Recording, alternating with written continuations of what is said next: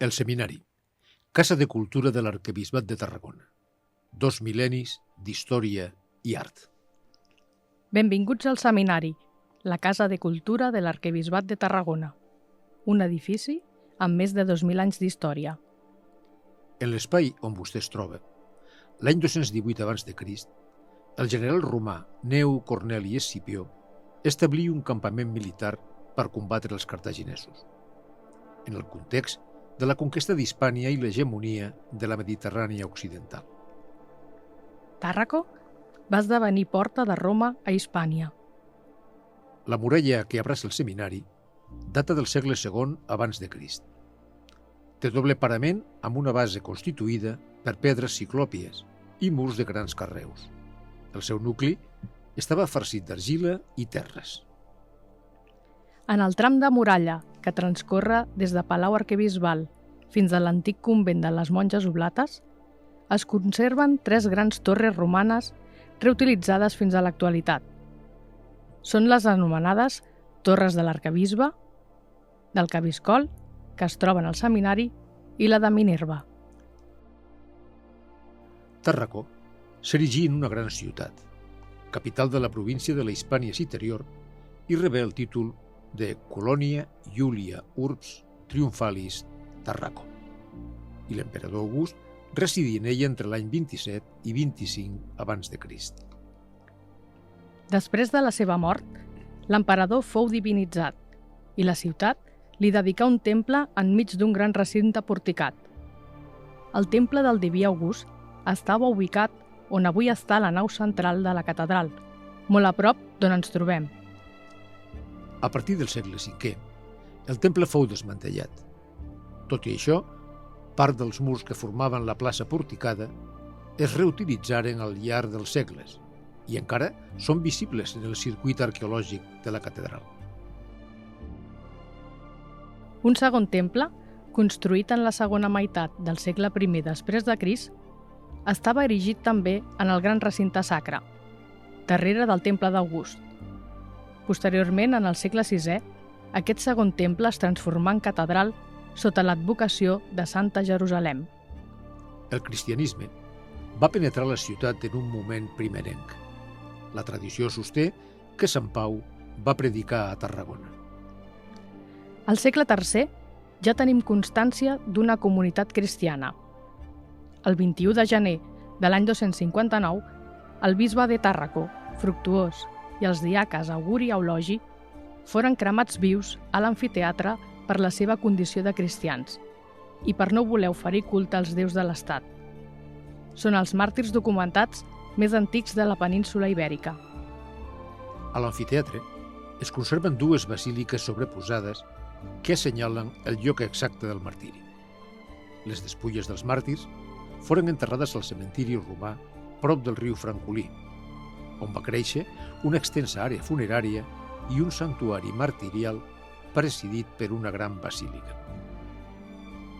Part de les restes d'aquest cementiri i una petita basílica funerària datada en el segle V es poden visitar avui dia a la necròpolis paleocristiana i al centre comercial del Parc Central, a tocar del riu Francolí. Tàrraco, a partir del segle IV, va esdevenir una important seu cristiana. El seu bisbe fou metropolità de la província de la Tarraconense. D'aquest període es troba a la veïna localitat de Constantí el conjunt monumental de Sencelles, on es conserva un edifici amb cúpula decorada per mosaics amb temes salvífics de l'Antic i el Nou Testament. A inicis del segle VIII, amb la invasió islàmica, Tarragona va passar a formar part de l'Al-Àndalus i va entrar en una fase de progressiu abandonament. Tanmateix, mai es va perdre la memòria que havia estat una ciutat insigne amb un gran passat romà i cristià.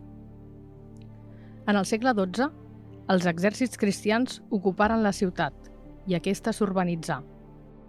Es repoblà el territori erigint viles, castells, monestirs i parròquies. Tarragona restaurà la dignitat metropolitana que la seva església havia tingut en època antiga. La catedral medieval es convertí en el gran símbol d'aquesta restauració. Una comunitat de canonges s'encarrega de vetllar per la seva construcció i per la vida pastoral del temple. Al voltant de la catedral s'erigiren algunes capelles com la de Santa Tecla la Vella, de funció funerària, o la dedicada a Sant Pau, que veiem al claustre del seminari, de la primera meitat del segle XIII. Era la capella vinculada a l'enfermeria de l'Hospital dels Canonges.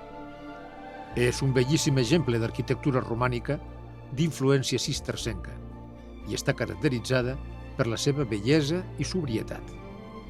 A l'interior observem la simplicitat de les seves formes i decoració. En una de les claus de volta veiem un au que pica d'una fruita, símbol de l'ànima que frueix de la vida eterna. Una imatge del segle XIII de Sant Pau presideix la capella. A partir del segle XVI, la ciutat experimentà un nou progrés amb la construcció de noves edificacions i equipaments, com la Universitat i el Seminari Tridentí, que es trobaven en l'actual Rambla Vella, impulsades pel cardenal Gaspar Cervantes de Gaeta.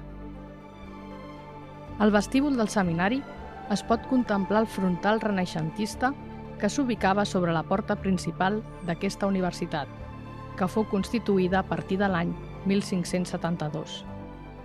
S'aprecien els escuts del rei Felip II al centre i als costats el de la ciutat i el del cardenal Cervantes. A la part inferior es troba la inscripció fundacional de la universitat dedicada a l'apòstol Sant Pau. El segle XIX fou un període convuls. En la invasió napoleònica, l'any 1811, la catedral i el seu barri experimentà la fúria desmesurada de l'assalt de les tropes del mariscal Suchet. Amb la retirada de l'exèrcit francès, l'any 1813, molts edificis foren destruïts. El segle XIX va viure tensions polítiques entre absolutistes i liberals i entre l'Església i l'Estat. En aquesta inscripció de l'arquebisbe Antonio Echanove figura la seva marxa a l'exili durant 10 anys i mostra la restauració del seminari tridentí al seu retorn, gràcies a la reina Isabel II. L'any 1877 s'inicia l'enderrocament de l'edifici universitari de la Rambla Vella. Anys després, entre 1882 a 1887, ens construí el nou edifici, en el qual vostè es troba per esdevenir seu del seminari i Universitat Pontifícia entre 1897 i 1933. L'edifici, d'estil historicista neogòtic, fou erigit per voluntat de l'arquebisbe Benet Vilamitjana, el qual es troba enterrat als peus del presbiteri de la capella major del seminari. L'edifici fou dotat de tots els equipaments necessaris per a complir les seves funcions religioses i formatives. Vestíbul, església, recepció, cuina, menjadors, habitacions, rectorat, sala de professors, infermeria, biblioteca, laboratoris de ciències i sala d'actes o aula magna.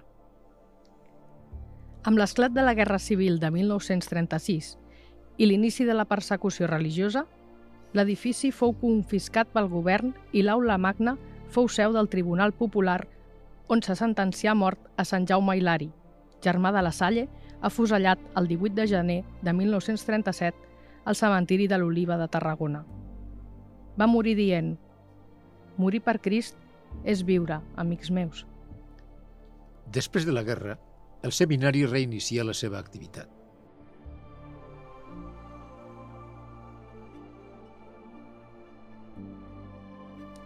De l'any 2009 al 2012, el seminari es remodelà en profunditat. Mostra d'aquesta remodelació és la singular cobertura del claustre de la capella de Sant Pau, modernitat i antiguitat en un mateix espai. Fins a l'any 1968 fou seminari major. En l'actualitat, el seminari és la seu de la Delegació Diocesana per a la Cultura i de l'Institut Superior de Ciències Religioses Sant Fructuós, on s'imparteix el grau universitari en Ciències Religioses. La seva activitat pastoral, cultural, de trobada i congressos li fan ser un interessant espai d'àgora per a la societat. Així, l'edifici disposa d'aules, aula magna i una extraordinària biblioteca que custodia joies com les bíblies medievals del monestir d'Escaladei, la Bíblia Poliglota Complutense i diversos incunables, així com un gran fons especialitzat en les disciplines de les ciències religioses. El projecte arquitectònic del seminari fou dissenyat l'any 1882 per l'arquitecte August Font i Carreras, autor també de la finalització de la façana neogòtica de la Catedral de Barcelona. La major part dels treballs escultòrics són de Josep Cabré a l'entorn. Les obres finalitzaren l'any 1888. L'edifici és de planta rectangular, dividida en dues parts simètriques. Entorn l'eix central se succeeixen un elegant i diàfan vestíbul gràcies als seus arcs carpanells i en un nivell més elevat, la capella major. La capella major presenta un retaule presidit per la Mare de Déu en Sant Josep, patró de les vocacions, i Sant Tomàs d'Aquino, doctor de l'Església. Les baranes de pedra del presbiteri estan decorades amb el motiu de la planta de cant. En elles s'imbriquen símbols de Crist com el peix i el pelicà, que alimenta les seves cries amb la seva sang, els símbols eucarístics del raïm i les espigues de blat. Un peu quadrangular que suporta la taula d'altar està decorat per l'anyell de Déu, emmarcat per corona i en els angles els símbols dels 4 evangelistes. En la part frontal de la taula s'esculpeixen baixos relleus amb escenes de l'Antic Testament que prefiguren el sacrifici eucarístic com l'Arca de l'Aliança, el sacrifici d'Isaac o la mort d'Abel. Rere l'altar es representen els símbols dels sagraments. En els 9 vitralls superiors es representen Crist, els 4 evangelistes, els grans pares i doctors de l'Església, Sant Jeroni, Sant Ambrosi, Sant Gregori i Sant Agustí. A l'embó de l'Evangeli s'esculpeix l'àguila i el de l'epístola les taules dels 10 manaments. A banda i banda de l'eix central de l'edifici, 2 claustres estan dedicats a Sant Pau i al Sagrat Cor. Sota d'aquest claustre es troba una gran cisterna per recollir l'aigua de la pluja. La torre de l'edifici es destinà a observatori astronòmic. La façana té 95 metres d'ample per 25 metres d'alçada.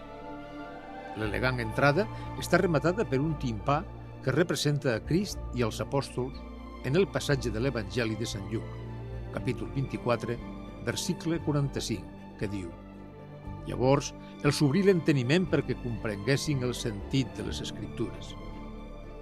Amb aquest missatge es posa en relleu la finalitat formativa i evangelitzadora de l'edifici. A sobre la porta s'erigeix una escultura de la Immaculada dins una fornícula. El seminari, conjuntament amb la catedral, el Museu Diocesà i el Museu Bíblic Tarraconense, constitueix un conjunt únic, format per un fascinant relat històric de la ciutat i de la seva església.